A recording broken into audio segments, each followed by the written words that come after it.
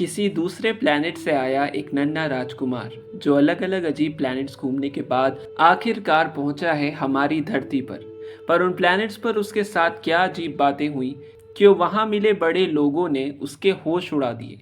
और सबसे बड़ा ट्विस्ट तो तब आया जब वो धरती के रेगिस्तान में पहुंचा। यहाँ एक छोटी सी भेड़ की ड्राइंग और एक चालाक लोमड़ी से मिलकर उसे जिंदगी का कौन सा ऐसा गहरा सीक्रेट पता चला जिसके लिए उसे आखिर में अपनी जान तक दांव पर लगानी पड़ी। ये सब जानते हैं आज की इस बेहद अनोखी कहानी में। कहानी शुरू होती है एक पायलट से जिसे बचपन से ही बड़े लोगों से एक अजीब सा धोखा मिला था। जब वो 6 साल का था तो उसने एक जंगल की किताब पढ़कर एक बहुत ही गहरी ड्राइंग बनाई। उस ड्राइंग में एक बड़ा सा सांप एक पूरे हाथी को जिंदा निगल रहा था। जब उसने बड़े लोगों को वो ड्राइंग दिखाकर पूछा कि क्या इससे डर लगता है, तो सभी बड़े लोग हंसने लगे और बोले, इसमें डरने वाली क्या बात है, ये तो एक पुरानी टोपी की ड्राइंग है, एक हैट की ड्राइंग है। पायलट हैरान था कि उन्हें सांप के पेट के अंदर छुपा हाथी दिख ही नहीं रहा था। उन्हें समझाने के लिए पायलट ने एक और ड्राइंग बनाई जिसमें उसने सांप का पेट अंदर से खुला दिखाया ताकि हाथी साफ नजर आए।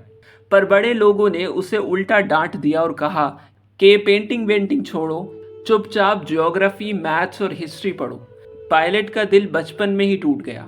उसने समझ लिया कि बड़े लोग खुद से कुछ नहीं समझ पाते, उन्हें हर चीज़ के लिए बहुत दिमाग लगाना पड़ता है। उसने ड्राइंग छोड़ दी और पायलट बन गया और वो जिंदगी भर उन बड़े लोगों के बीच अकेला ही रहा जो सिर्फ पैसे, पॉलिटिक्स और गाड़ियों की बातें करते थे। फिर एक दिन उसकी ज़िंदगी में एक ऐसी घटना हुई जिसने उसे हमेशा के लिए बदल कर रख दिया। सहारा के रेगिस्तान के ऊपर से उड़ते वक्त उसके प्लेन का इंजन खराब हो गया और उसका प्लेन क्रैश हो गया। चारों तरफ सिर्फ रेत ही रेत थी, ना कोई मैकेनिक था ना कोई मदद थी। लेकिन सबसे बड़ी टेंशन ये थी कि उसके पास पीने के लिए सिर्फ 8 दिन का पानी बचा था। अगर 8 दिन में इंजन ठीक नहीं हुआ तो उसकी मौत पक्की थी। पहले दिन की रात वो आम दुनिया से हजारों मील दूर रेगिस्तान की रेत पर अकेला सो गया। वो बहुत थका हुआ और डरा हुआ था। लेकिन अगले ही दिन सुबह जैसे ही धूप निकली, पायलट को एक आवाज़ आई कि प्लीज़ मुझे एक भेड़ की ड्राइंग बनाकर दे दो। पायलट झटके से उठकर खड़ा हुआ जैसे उस पर बिजली गिर गई हो। उसने अपनी आंखें मली और चारों तरफ देखा। उसे अपनी आंखों पर यकीन नहीं हो रहा था। इस सुनसान रेगिस्तान में जहां कोई इंसान नहीं था, वहां एक छोटा सा प्यारा सा बच्चा खड़ा था जिसके चेहरे पर एक अजीब सा सुकून था। उसने एक राजकुमार जैसी शाही ड्रेस पहनी हुई थी। वो ना तो थका हुआ लग रहा था, न भूख प्यास से परेशान लग रहा था और ना ही उसे रेगिस्तान से डर लग रहा था। पायलट ने हैरानी से पूछा, तुम यहाँ इस रेगिस्तान में क्या कर रहे हो? पर उस बच्चे ने कोई जवाब नहीं दिया। उसने बड़े ही सीरियस चेहरे से अपनी बात दोहराई कि प्लीज़ मुझे एक भेड़ की ड्राइंग बना कर दो। पायलट इतना हैरान था कि उसने अपनी जेब से एक कागज़ और पेन निकाला, लेकिन उसे याद आया कि उसे तो ड्राइंग नहीं आती। उसने तो बचपन से सिर्फ मैथ्स और ज्योग्राफी पढ़ी है। उसने थोड़े रूखेपन से कहा, मुझे ड्राइंग बनानी नहीं आती। पर राजकुमार ने मुस्कुराकर कहा, इससे कोई फर्क नहीं पड़ता, मुझे बस एक भेड़ चाहिए। पायलट सोच में पड़ गया कि क्या बनाए। उसने कागज़ उठाया और वही एकमात्र ड्राइंग बना दी जो उसे बचपन से आती थी, यानी वो टोपी जैसी दिखने वाली ड्राइंग जिसमें सांप ने हाथी को निगला हुआ था। पायलट को लगा कि बच्चा चिढ़ जाएगा, लेकिन राजकुमार ने ड्राइंग देखते ही तुरंत कहा कि नहीं, मुझे सांप के अंदर हाथी नहीं चाहिए। सांप बहुत खतरनाक होता है और हाथी बहुत बड़ा। मेरा घर बहुत छोटा है, वहां इतनी बड़ी चीज नहीं आएगी। मुझे तो सिर्फ एक भेड़ चाहिए। पायलट दंग रह गया। पूरे जहां में आज तक किसी बड़े इंसान ने उस ड्राइंग के अंदर के हाथी को नहीं देखा था। सब उसे टोपी समझते थे। पर इस छोटे से बच्चे ने एक सेकंड में सच पहचान लिया, क्योंकि उसके पास बड़ों की तरह सिर्फ सबूत देखने वाली आंखें नहीं थी, बल्कि दिल की नज़र थी। पायलट समझ गया कि ये कोई आम बच्चा नहीं है। पायलट ने अब सच में एक भेड़ की ड्राइंग बनाने की कोशिश की। पहले उसने एक भेड़ बनाई तो राजकुमार बोला, नहीं, ये तो बहुत बीमार लग रही है, दूसरी बनाओ। पायलट ने दूसरी बनाई तो राजकुमार ने कहा, अरे ये भेड़ नहीं है, इसके सर पर सींग है, ये तो मेंढा है। पायलट ने तीसरी बनाई तो राजकुमार बोला, ये बहुत बूढ़ी है, मुझे ऐसी भेड़ चाहिए जो लंबे समय तक जिए। अब पायलट परेशान हो गया, उसे इंजन ठीक करना था, पानी खत्म हो रहा था। उसे जल्दी जल्दी में कागज पर एक खाली डब्बा ड्रॉ कर दिया जिसमें 3 छेद थे। उसने कहा, ये लो, ये एक डब्बा है, जो भेड़ तुम्हें चाहिए वो इस डब्बे के अंदर ही बैठी है। पायलट को लगा कि बच्चा गुस्सा होगा, पर राजकुमार का चेहरा खुशी से चमक उठा। उसने कहा, ये बिल्कुल वैसी ही है जैसी मुझे चाहिए थी। क्या इस भेड़ को बहुत सारी घास चाहिए होगी, क्योंकि मेरा प्लैनेट बहुत छोटा है। पायलट ने हंसकर कहा, नहीं, उसके लिए वो घास काफी होगी। मैंने एक छोटी सी भेड़ भेजी है। राजकुमार ने डब्बे के छेद के अंदर झांकते हुए बड़े सुकून से कहा, देखो, ये इतनी भी छोटी नहीं है। अरे, ये तो सो गई। और इस तरह सहारा के उस सुनसान रेगिस्तान में मौत के साए के बीच उन दोनों के बीच एक अनोखी दोस्ती की नींव पड़ गई। एक ऐसी दोस्ती जहां शब्दों से ज्यादा जज्बात जरूरी थे, और खाली डब्बे के अंदर भी भेड़ को देखने वाली वो मासूमियत सबसे बड़ी सीख बन गई। पायलट अब धीरे धीरे उस छोटे राजकुमार के बारे में और बातें जान रहा था। उसे पता चला कि राजकुमार एक बहुत ही छोटे प्लैनेट से आया है जिसका नाम है एस्टेरॉयड B612। वो प्लैनेट एक घर से बड़ा नहीं था। वहाँ 3 छोटे ज्वालामुखी थे जिन्हें राजकुमार रोज साफ करता था ताकि वो आराम से जलते रहें। उस प्लैनेट पर जंगली घास के बीज भी उगते थे जिन्हें अगर बचपन में ही ना उखाड़ा जाए तो उनकी जड़ें पूरे प्लैनेट को फाड़ सकती थी। राजकुमार रोज सुबह उठकर अपने प्लैनेट को बहुत डिसिप्लिन के साथ साफ रखता था, लेकिन एक दिन उसके प्लैनेट पर एक ऐसा अनजान पौधा उगा जो बाकी घास फूस से बिल्कुल अलग था। राजकुमार ने रोज उस पौधे पर आने वाली एक बड़ी सी कली को बहुत गौर से देखा। वो कली बहुत नखरेली थी। वो जल्दी में खिलना नहीं चाहती थी। वो अपनी एक एक पंखुड़ी को बड़े प्यार से सजाती थी ताकि जब वो दुनिया के सामने आए तो सबसे सुंदर दिखे। और फिर एक सुबह बिल्कुल सूरज की पहली किरण के साथ वो पौधा खिल गया। वो एक बेहद खूबसूरत गुलाब का फूल था। उसने खिलते ही एक प्यारी सी जमाई ली और बोली, मैं अभी अभी जागी हूँ, मेरी पंखुड़ियाँ थोड़ी बिखरी हुई हैं, मुझे माफ़ करना। राजकुमार उसकी खूबसूरती देखकर दंग रह गया और उसके मुंह से निकल गया कि तुम कितनी प्यारी हो। राजकुमार उस फूल से पहली ही नज़र में प्यार कर बैठा, लेकिन वो गुलाब जितनी खूबसूरत थी उतनी ही घमंडी और नखरेली भी थी। खिलते ही उसने राजकुमार पर हुक्म चलाना शुरू कर दिया और बोली, मुझे लगता है कि ये मेरे नाश्ते का वक्त है, क्या तुम मेरे लिए थोड़ा पानी ला सकते हो। राजकुमार भागा भागा गया और एक वाटरिंग कैन में ठंडा पानी लेकर उसे दिया। एक दिन वो अपने 4 छोटे छोटे कांटे दिखाकर बोली, मुझे इस प्लैनेट पर किसी शेर या चीते से डर नहीं है, मेरे पास मेरे कांटे हैं। राजकुमार ने कहा कि मेरा प्लैनेट बहुत छोटा है, यहाँ कोई शेर नहीं रहते और शेर घास या फूल नहीं खाते। तो गुलाब ने चिढ़कर कहा, मैं कोई घास नहीं हूँ, मुझे हवा से बहुत डर लगता है। क्या तुम्हारे पास मेरे लिए कोई पर्दा है? और रात को मुझे एक कांच के झाड़ से ढक दिया करो, यहाँ बहुत ठंड है। राजकुमार बेचारा रोज बिना कोई सवाल किए उसकी हर जरूरत पूरी करता। वो रात को उसे कांच के डब्बे से ढकता, दिन में ठंडी हवा से बचाता और उसकी हर अजीब बात सुनता। लेकिन गुलाब की उन छोटी छोटी झूठी बातों और घमंड की वजह से राजकुमार अंदर से दुखी और अकेला होने लगा। उसे लगा कि गुलाब उससे सच में प्यार नहीं करती, बस अपना काम निकलवाती है।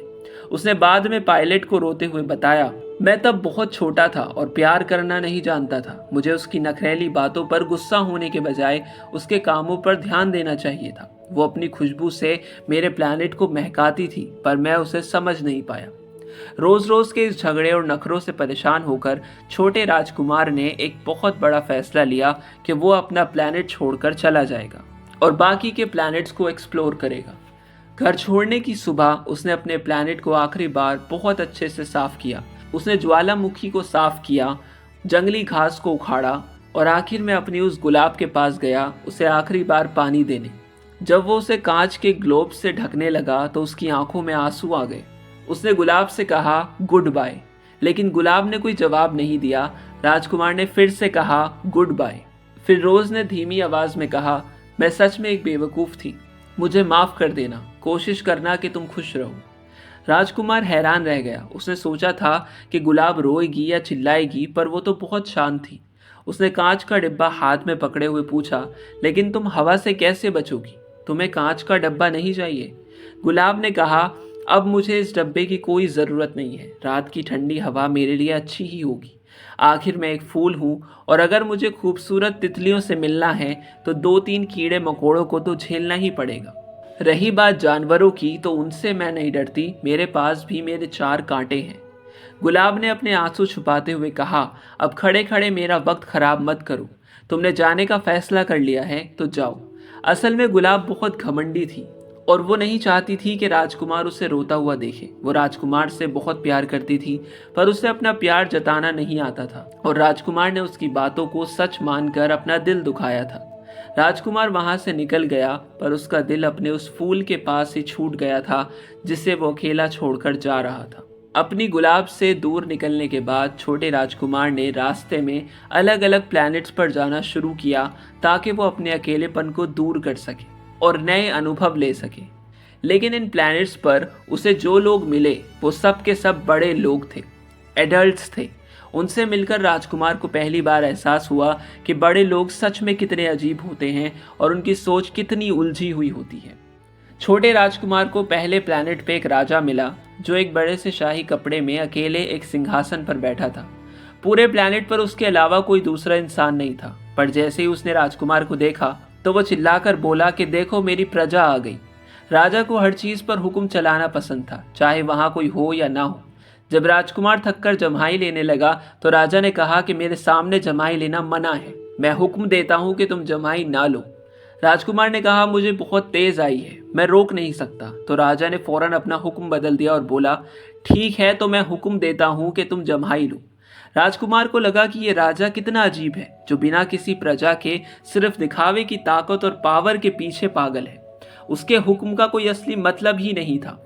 फिर राजकुमार दूसरे प्लैनेट पर पहुंचा तो वहां एक बहुत ही घमंडी आदमी रहता था जो सर पर एक बड़ा सा अजीब टोपा पहने हुए था। वो राजकुमार को देखते हुए बोला कि तुम मेरे फैन हो, तुम मुझे देखने आए हो। जब मैं टोपा उठाऊं तो तुम मेरे लिए ताली बजाना। राजकुमार ने ताली बजाई तो उसने खुश होकर अपना टोपा हिला दिया। वो बोला क्या तुम मानते हो कि इस प्लैनेट पर सबसे सुंदर और सबसे अमीर और सबसे समझदार मैं हूं? राजकुमार ने हैरानी से कहा पर इस प्लैनेट पर तुम्हारे अलावा कोई दूसरा रहता ही नहीं है। राजकुमार वहां से भी निकल गया ये सोचकर कि बड़े लोग सिर्फ अपनी ईगो सेटिस्फाई करने और दिखावे के भूखे होते हैं। इसके बाद राजकुमार एक ऐसे प्लैनेट पर पहुंचता है जहां एक बिजनेसमैन बैठा था। यह आदमी इतना बिजी था कि जब राजकुमार गया तो उसने अपना सर उठाकर देखा तक नहीं। उसके पास एक पेन था, एक कागज और एक कैलकुलेटर। वो बस गिनते जा रहा था 3, 2, 5, 7। राजकुमार ने पूछा तुम क्या गिन रहे हो? बिजनेसमैन चिढ़कर बोला डिस्टर्ब मत करो, मैं उन लाखों करोड़ों चमकती हुई चीजों को गिन रहा हूं जो आसमान में है। राजकुमार ने पूछा क्या सितारे? पर उन्हें गिनकर तुम क्या करोगे? बिजनेसमैन ने बड़े घमंड से कहा मैं उनका मालिक हूं, मैं उन्हें गिनता हूं, उनका हिसाब रख के बैंक में उनका पेपर जमा करता हूं। राजकुमार समझ गया कि बड़े लोग ऐसी चीजों के पीछे भागते हैं जिसका उनकी जिंदगी में कोई असली मतलब या सुकून नहीं होता।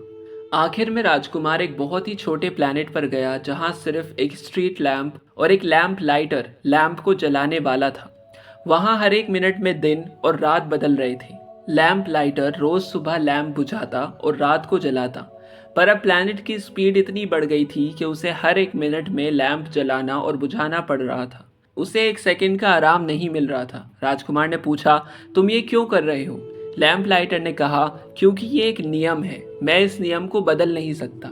राजकुमार को इस आदमी पर तरस आया पर उसके बाकी बड़ों के मुकाबले ये सबसे ईमानदार लगा क्योंकि ये कम से कम किसी दूसरे काम के लिए मेहनत कर रहा था, सिर्फ अपने लिए नहीं। पर वो बिना दिमाग लगाए बस नियम का गुलाम बन चुका था।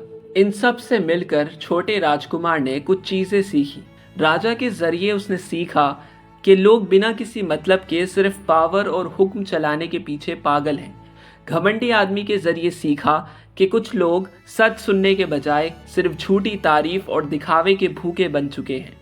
बिजनेसमैन के जरिए सीखा कि लोग पैसे और ओनरशिप की अंधी दौड़ में जिंदगी का असली सुकून ही भूल गए हैं। और लैंप लाइटर के जरिए सीखा कि लोग बिना दिमाग लगाए एक बोरिंग रूटीन के गुलाम बन चुके हैं। अलग अलग प्लैनेट्स के अजीब बड़े लोगों से मिलने के बाद छोटा राजकुमार आखिरकार हमारी धरती पर पहुंचता है। धरती पर आकर वो बहुत अकेला और उदास महसूस करता है क्योंकि दूर दूर तक उसे कोई अपना नहीं दिखता। चलते चलते एक दिन उसे राह में गुलाबों का एक पूरा बागीचा मिलता है। उन्हें देखकर राजकुमार रेत पर बैठकर रोने लगता है। उसे लगता था कि पूरे ब्रह्मांड में उसकी गुलाब अकेली है, पर यहाँ तो हजारों वैसे ही फूल थे। उसे लगने लगता है कि उसकी गुलाब ने उससे झूठ बोला था और वो कोई खास नहीं है। लेकिन तभी एक झाड़ के पीछे से एक समझदार लोमड़ी निकलती है। राजकुमार ने उसे देखा और बड़ा उदास होकर बोला कि क्या तुम मेरे साथ खेलोगी? मैं बहुत उदास हूँ। लेकिन लोमड़ी ने जवाब दिया, मैं तुम्हारे साथ नहीं खेल सकती क्योंकि मैं टेम नहीं हूँ। राजकुमार ने हैरानी से पूछा, टेम का क्या मतलब है? लोमड़ी ने बहुत ही प्यार से समझाया कि बड़े लोग इस बात को भूल चुके हैं कि टेम करने का मतलब होता है आपस में एक गहरा रिश्ता बनाना। लोमड़ी ने कहा कि देखो, अभी तुम मेरे लिए सिर्फ एक छोटे बच्चे जैसे हो, जैसे दुनिया में लाखों बच्चे हैं। मुझे तुम्हारी कोई ज़रूरत नहीं है और तुम्हें मेरी कोई ज़रूरत नहीं है। मैं तुम्हारे लिए सिर्फ एक आम लोमड़ी हूँ, जैसे लाखों लोमड़ियाँ होती हैं। लेकिन अगर तुम मुझे टेम कर लेते हो, यानी अगर हम दोस्त बन जाते हैं, तो हम दोनों एक दूसरे के लिए इस पूरी दुनिया में सबसे खास और यूनिक हो जाएंगे। राजकुमार को धीरे धीरे बात समझ आने लगी। उसने कहा, मुझे लगता है कि मेरे प्लैनेट पर जो फूल हैं उसने मुझे टेम किया है। लोमड़ी ने उसे बताया कि दोस्ती करने से पूरी दुनिया बदल जाती है। राजकुमार समझ गया कि रिश्ते किसी आम चीज को भी कितना हसीन बना देते हैं। उसने लोमड़ी को टेम करने का फैसला किया। वो रोज एक ही वक्त पर लोमड़ी से मिलने आता, दोनों बातें करते और धीरे धीरे दोनों बहुत पक्के दोस्त बन गए। लेकिन फिर वो दिन आया जब राजकुमार को वहां से जाना था। लोमड़ी बहुत उदास थी और उसकी आंखों में आंसू थे। जाने से पहले लोमड़ी ने राजकुमार को उन गुलाबों के बगीचे को फिर से देखने के लिए कहा। जब राजकुमार उन हजारों गुलाबों के पास गया तो उसने कहा, तुम सब खूबसूरत हो, पर तुम सब खाली हो। कोई भी तुम्हारे लिए अपनी जान नहीं देगा। मेरी गुलाब तुम सबसे बिल्कुल अलग है, क्योंकि मैंने उसे पानी दिया है, उसे कांच के डिब्बे में रखकर हवा से बचाया है, उसके दुख सुख सुने हैं। वो मेरी रोज है। जब राजकुमार लोमड़ी को आखिरी बार गुड बाय कहने आया तो लोमड़ी ने उसे एक सच बताया और बोली, मेरा सीक्रेट बहुत सिंपल है। जो सबसे ज़रूरी चीज़ होती है वो आंखों से नहीं, दिल से दिखती है। तुमने अपनी गुलाब के लिए जो वक्त खराब किया है, वही वक्त उस गुलाब को तुम्हारे लिए इतना कीमती बनाता है। तुम अपनी उस गुलाब के लिए हमेशा जिम्मेदार हो। इस मुलाकात से राजकुमार को समझ आ गया कि इस दुनिया में एक जैसी हजारों चीज़ें हो सकती हैं, पर जिसे हम अपना वक्त देते हैं वो हमारे लिए सबसे खास बन जाती है। उसे एहसास हो गया कि उन कांटों के पीछे उसकी गुलाब का एक मासूम दिल था और अब उसे अपनी उस यूनिक गुलाब के पास वापस लौटना ही होगा। सहारा रेगिस्तान में पायलट और छोटे राजकुमार को 1 साल होने वाला था। पायलट ने अपना प्लेन ठीक कर लिया था और राजकुमार को भी समझ आ गया था कि उसे अपनी गुलाब के पास लौटना ही हो। लेकिन राजकुमार के वापस जाने का रास्ता बहुत अजीब और दर्द भरा था। एक शाम पायलट ने देखा कि राजकुमार एक पुरानी दीवार पर बैठा एक पीले सांप से बात कर रहा है। ये वही सांप है जिसके जहर में किसी को भी उसके घर वापस भेजने की ताकत थी। राजकुमार सांप से पूछ रहा था, क्या तुम्हारा जहर मुझे ज्यादा तड़पाएगा तो नहीं? पायलट ने डरकर सांप को भगाया और राजकुमार को गले लगा लिया। राजकुमार ने हंसते हुए पायलट से कहा, मेरा प्लैनेट बहुत दूर है, मैं इस भारी शरीर को साथ नहीं ले जा सकता। ये तो बस एक पुरानी खाली शेल की तरह है। आज रात जब तुम आसमान देखोगे तो मैं एक सितारे पर हंस रहा हूँगा और तुम्हें लगेगा सारे सितारे हंस रहे हैं। रात के सन्नाटे में राजकुमार चुपचाप निकल गया और पायलट उसके पीछे भागा। सांप के पास पहुंचकर राजकुमार ने आखिरी बार अपनी कमजोर और 4 कांटों वाली गुलाब के बारे में सोचा, जिसे निभाना उसकी जिम्मेदारी थी। उसने एक कदम आगे बढ़ाया और सांप ने उसे डस लिया। बिना किसी आवाज या शोर के राजकुमार एक पेड़ की तरह धीरे से रेत पर गिर गया। अगली सुबह वहां कोई शरीर नहीं था। राजकुमार की आत्मा अपने प्लैनेट लौट चुकी थी। आज 6 साल बाद भी पायलट जब सितारों को देखता है तो उसे लाखों घुंघरू बजते सुनाई देते हैं और उसके नन्हे दोस्त की हंसी गूंजती है। ये कहानी सिखाती है कि असली प्यार सिर्फ साथ रहना नहीं, बल्कि दिल से चुने रिश्तों की जिम्मेदारी निभाना है। वीडियो अच्छी लगी हो तो लाइक करना, चैनल को सब्सक्राइब करना और एक कमेंट ज़रूर करना।